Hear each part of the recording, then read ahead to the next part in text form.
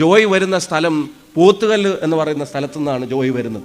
നിലമ്പൂരിന്റെ പോത്തുകല്ല് എന്ന് പറയുന്നത് ഈ ജില്ലയുടെ ഏത് അതിർത്തിയിലാണ് എന്നുള്ളത് നിങ്ങൾക്ക് എല്ലാവർക്കും അറിയാം. അതൊരു മൂലയിലാണ്, അതൊരു കോർണറിലാണ്, അത് അങ്ങേ അറ്റം മൂലയിലേക്ക് പോയൊരു സ്ഥലമാണ്.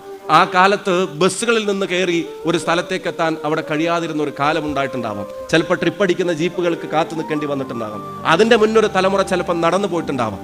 ആ ട്രിപ്പ് അടിക്കേണ്ട ജീപ്പുകൾക്ക് കാത്തു നിൽക്കേണ്ടി വന്നിട്ടുള്ള, ബസ്സുകൾ പോലും ഇല്ലാതിരുന്ന ഒരു സ്ഥലത്ത് മെലിഞ്ഞു കൊല്ലുന്നനെയുള്ള ഒരു ചെറുപ്പക്കാരൻ കേരള വിദ്യാർത്ഥി യൂണിയന്റെ കൊടി പിടിച്ച് തനിക്ക് പോകാൻ പറ്റാവുന്ന ഈ സംസ്ഥാനത്തെ മുഴുവൻ ഇടങ്ങളിലും, ആദ്യം ജില്ലയുടെ ഇടങ്ങളിലും നിലമ്പൂരിന്റെ ഗ്രാമപ്രദേശങ്ങളിലും തന്റെ വായന കൊണ്ടുണ്ടാക്കിയ അറിവിനെ മനോഹരമായ വാഗ്ധോരണിയാക്കി മാറ്റി പ്രസംഗങ്ങളിലൂടെ തന്റെ മുന്നിലിരിക്കുന്ന സദസ്സിനെ അവരുടെ മനസ്സിൽ സ്വാധീനം ചെലുത്തിയിരുന്ന ഒരു കേസുകാരനായ തുടക്കക്കാരനായിട്ടുള്ള ഒരു മെലിഞ്ഞ പയ്യൻ, എനിക്ക് തോന്നുന്നു കേരള വിദ്യാർത്ഥി യൂണിയന്റെ സംസ്ഥാന കമ്മിറ്റിയുടെ അധ്യക്ഷ പദവിയിലിരുന്ന് ആ പദവിയിലേക്ക് തെരഞ്ഞെടുക്കപ്പെടുന്ന ഒരാളായി മാറി.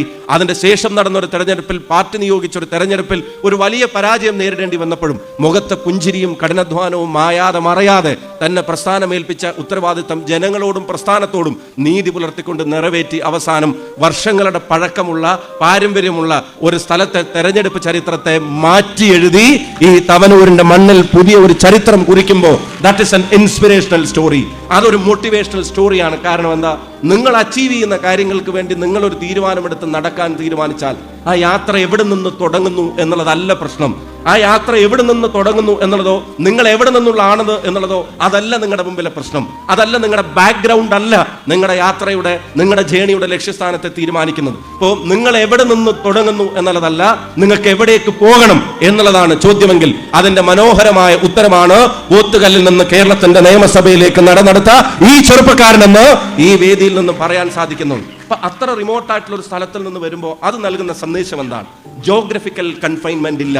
അതാണ് PMA നിങ്ങളോടും പറയാൻ ആഗ്രഹിച്ചത്. നിങ്ങളെ കൺഫൈൻ ചെയ്ത് നിർത്താൻ ഒരുപാട് ഘടകങ്ങൾ നിങ്ങളുടെ മുമ്പിൽ പത്തി വിടർത്തി ആടുമ്പോൾ അതിൽ നിന്ന് പറന്നുയരാൻ നിങ്ങൾക്ക് കഴിയാവുന്നത് നിങ്ങൾ കുറിക്കുന്ന ലക്ഷ്യത്തിലേക്ക് നടക്കാൻ നിങ്ങൾ തീരുമാനിക്കുമ്പോൾ, അതിൽ വീഴ്ചകൾ ഉണ്ടാകുമ്പോൾ അവിടുന്ന് എഴുന്നേറ്റ് നടക്കാനും നിങ്ങൾ തീരുമാനിക്കുമ്പോൾ നിങ്ങൾക്ക് ഉണ്ടാവുന്ന ഒരു എനർജിയാണ്, കമ്മിറ്റ്മെന്റ് ആണ്, പാഷനാണ്. അതിനെ മുറുകെ പിടിക്കുമ്പോഴുണ്ടാവുന്ന ഇഷ്ടമാണ്. കഷ്ടപ്പെട്ട് മാത്രമല്ല, ഇഷ്ടപ്പെട്ടും കാര്യങ്ങൾ ചെയ്യുമ്പോൾ ഉണ്ടാവുന്ന റിസൾട്ടാണ് അതിന്റെ പ്രചോദനം. അത് നിങ്ങൾക്ക് ഒരുപാട്, ഞാൻ പറഞ്ഞു, ഫ്രം വേർ യു ബിഗിൻ അതല്ല ഘടകം.